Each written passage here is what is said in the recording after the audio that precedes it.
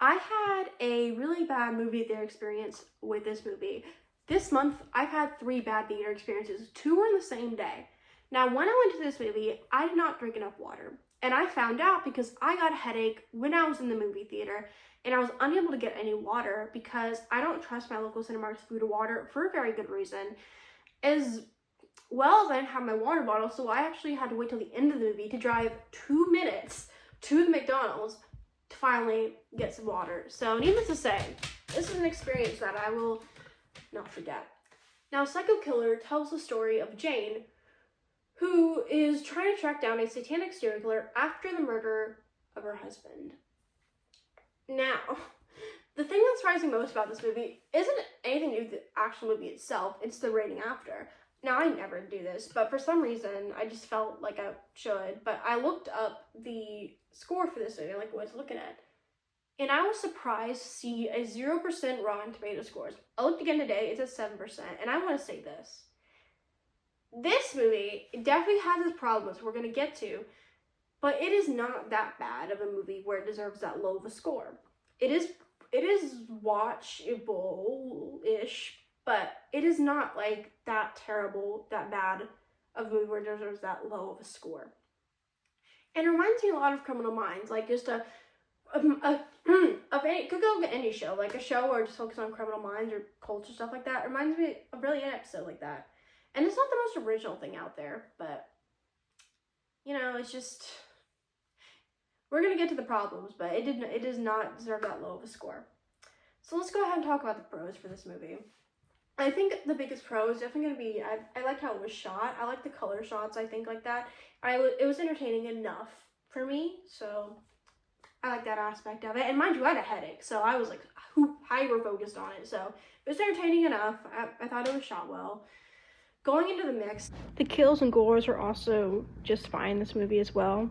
I think the biggest mix is going to be the mask for me, and it is prevalent in the entire movie, so you know.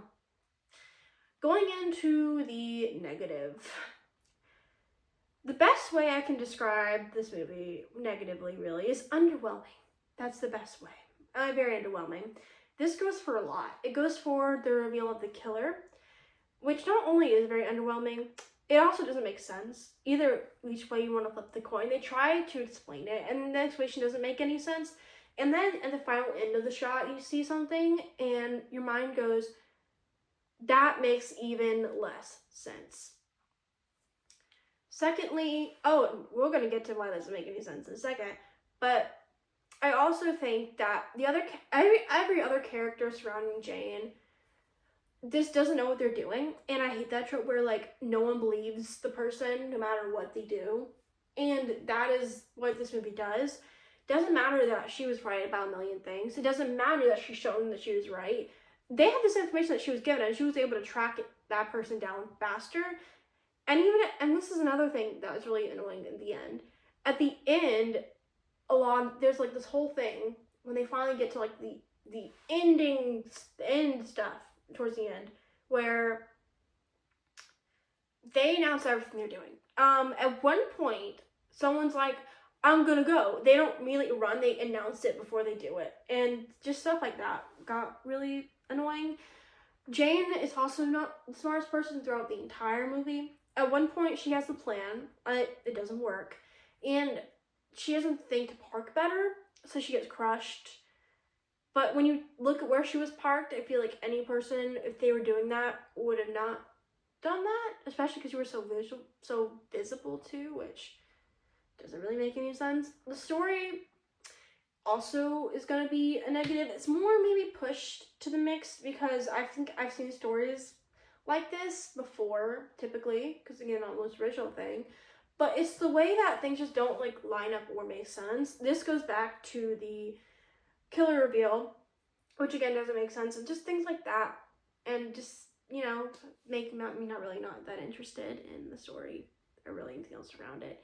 So going into the spoilers, of course, the reveal of the killer is the person all along who you thought it was. And the problem with this is not only is it underwhelming, it also doesn't make sense, like I said.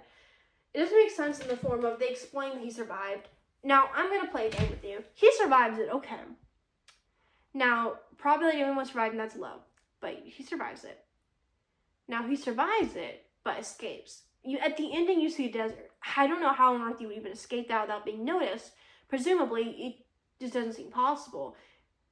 When you have like a gate, it just doesn't make sense in that way.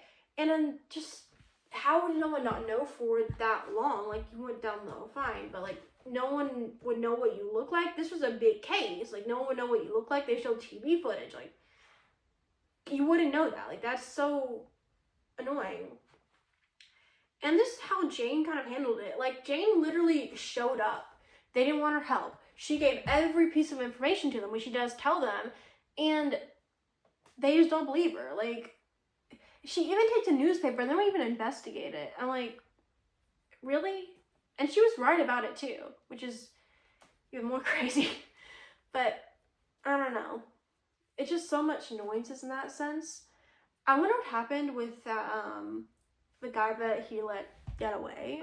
I would have loved to see a little bit of him at the end of him like getting run away or talking to the cops or something.